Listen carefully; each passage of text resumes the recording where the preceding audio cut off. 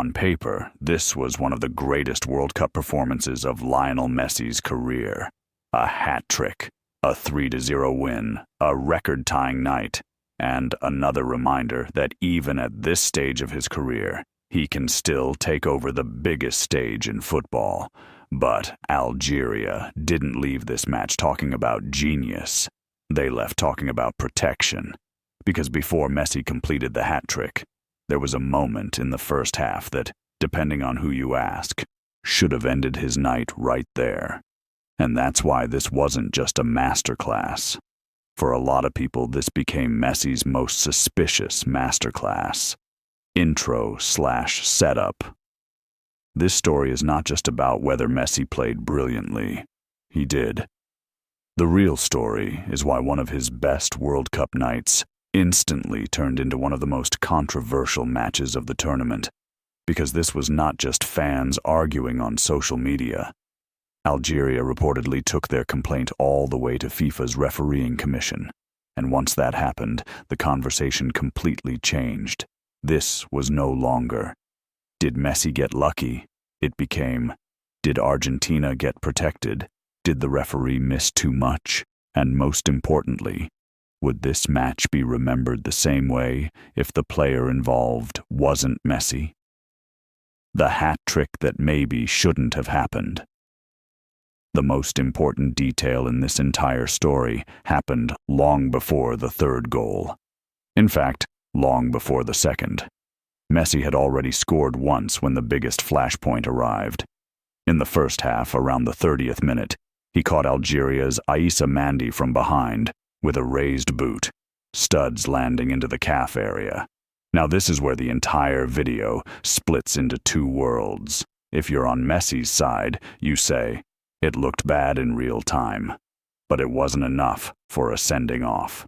If you're on Algeria's side, you say, that is exactly the kind of challenge that can't be ignored. And here's why that moment matters so much.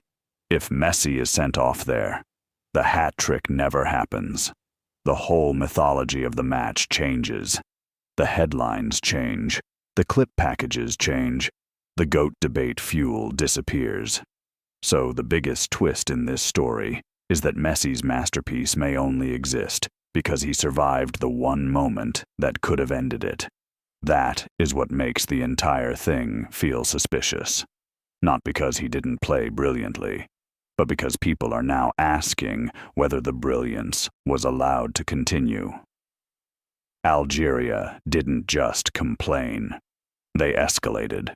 Usually after a major nation loses to Argentina, the outrage follows a familiar pattern. Fans complain, pundits debate, the internet explodes for 24 hours, and then everyone moves on. But Algeria didn't treat this like normal post-match anger. They reportedly sent a formal complaint to FIFA's refereeing commission. That is a completely different level of response. Because once a federation goes formal, they are basically saying, we are not just upset. We believe this officiating performance was serious enough to be reviewed. And that instantly gives the story more weight. Now it's not just, Twitter thinks Messi got away with something. Now it becomes, an entire federation is accusing the officials of mishandling the match. And from a BTB perspective, this is where the story gets interesting. Because when a team files a complaint after losing 3-0, most people assume it's bitterness. But when they're specific, and when they point to more than one incident, suddenly it starts sounding less like emotion and more like a case they've been building. The McAllister incident made it look worse, and this is the part many people are not talking about enough. Algeria's argument was not just about Messi. That's what makes this more dangerous for Argentina. Because once this story stops being one controversial superstar moment, it starts looking like a pattern. Algeria also reportedly argued that Alexis McAllister should have been punished for an incident involving Ibrahim Maza. According to those complaints, McAllister caught Maza with an elbow or raised arm contact to the face area and still escaped punishment. And if you're Algeria, That changes everything. Because now your complaint is no longer, Messi got special treatment. Now it becomes, Argentina kept getting the benefit of the doubt.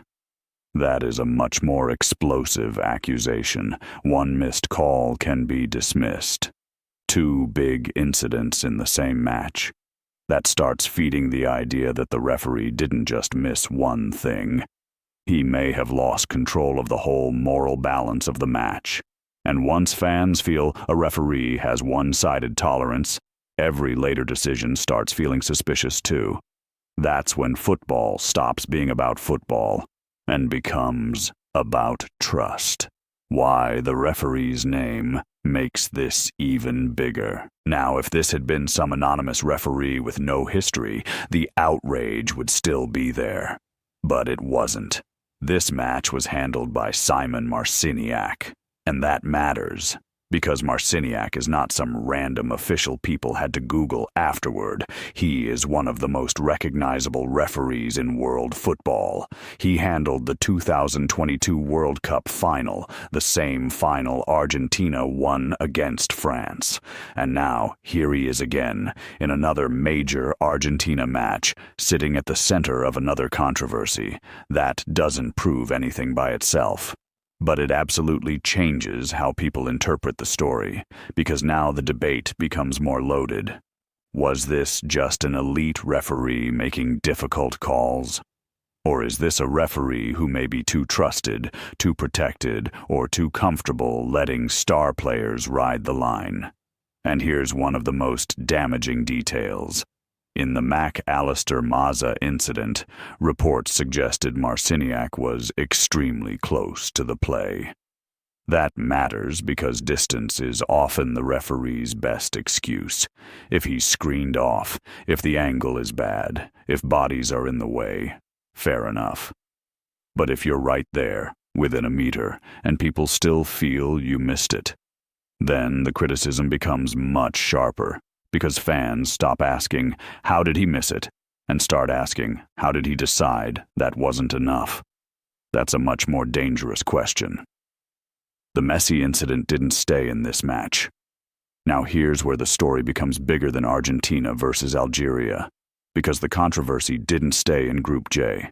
Another national team dragged it into a completely different debate. South Africa coach Hugo Broos reportedly referenced Messi's incident while arguing about the punishment given to Themba Zwane in a separate case. And this is where the whole thing gets fascinating, because now Messi's challenge is no longer just an Algeria grievance. It becomes a reference point, a benchmark. Almost like evidence in a bigger trial about how football treats stars compared to everyone else. And Bruce essentially said the quiet part out loud. He made the point that he personally didn't even want Messi sent off, because a player of that quality should be on the pitch. But then he asked the uncomfortable question, if Messi stays on, why is someone else punished so harshly? That is an incredible quote because it reveals how people really think about football justice, not how they say they think, how they actually think. The game wants its stars on the pitch. Fans want its stars on the pitch. Broadcasters definitely want its stars on the pitch. And when you say that part openly, it suddenly becomes very hard to pretend every player is judged the same way. This is why both sides think they're right. What makes this such a perfect World Cup argument is that both sides can build a decent case. Messi supporters will say, VAR looked at it and didn't intervene. So clearly it wasn't a clear red card error. And that sounds reasonable, because VAR isn't supposed to re-referee every collision. It's supposed to step in for clear and obvious mistakes or serious missed incidents in specific situations. So if VAR stayed quiet, Messi fans can say, that tells you the threshold wasn't met. But Algeria fans see the exact same protocol and reach the opposite conclusion. They say, a raised boot, studs on calf challenge is exactly the kind of serious missed incident VAR exists for. That's why this debate has real staying power. It's not one side being crazy. It's one side trusting the process. and the other side believing the process quietly protected the biggest name on the field. And that's why this match became so sticky online. Because it's not just about one foul, it's about whether football's most famous players live under slightly different rules. The weird little detail most people missed.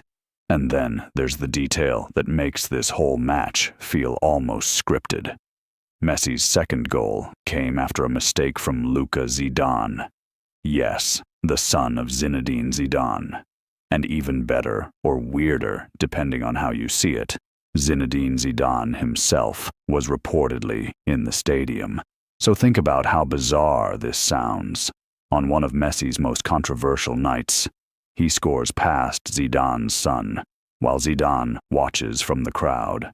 That doesn't change the refereeing debate, but it adds one of those strange football mythology layers that people remember later. Because the biggest football nights are often built on tiny details that feel too cinematic to be real. And this match had a lot of those, which is exactly why the controversy attached itself so aggressively to the performance. It didn't feel ordinary, it felt destined, and when something feels destined, fans get even more suspicious. The performance was actually ridiculous. And here's the part that makes the whole thing even more uncomfortable. Messi was not just controversial in this match. He was brilliant. That's what gives the story real tension. Because if he had been average, people would dismiss this as another refereeing complaint after a loss. But by the numbers, Messi reportedly led both teams in shots and chances created. So this wasn't 3 random touches and 3 lucky goals. He was deeply involved. He controlled the game. He threatened constantly. He created for others. And he finished clinically. That makes the night feel almost impossible to categorize. Because what do you even call a performance like this? A robbery, a masterclass, a protected masterpiece, a brilliant display stained by one decision. That's why this story won't die quickly. Messi was too good for people to ignore the performance, but the controversy was too big for people to celebrate the performance cleanly. And that combination is exactly what creates legendary football discourse. The real story BTB cares about. For me, the most interesting part is not actually the foul. It's what the reaction tells us about football, because every World Cup has a moment where fans stop pretending the game is perfectly fair. And this may have been that moment for 2026. Not because there was some proven conspiracy, there isn't, but because millions of people watched the same match and came away with completely different beliefs about justice.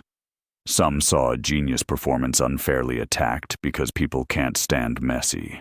Others saw the latest example of a superstar being allowed to stay in the story because the story is better with him in it. And honestly, that second idea is what makes this such a powerful BTB story.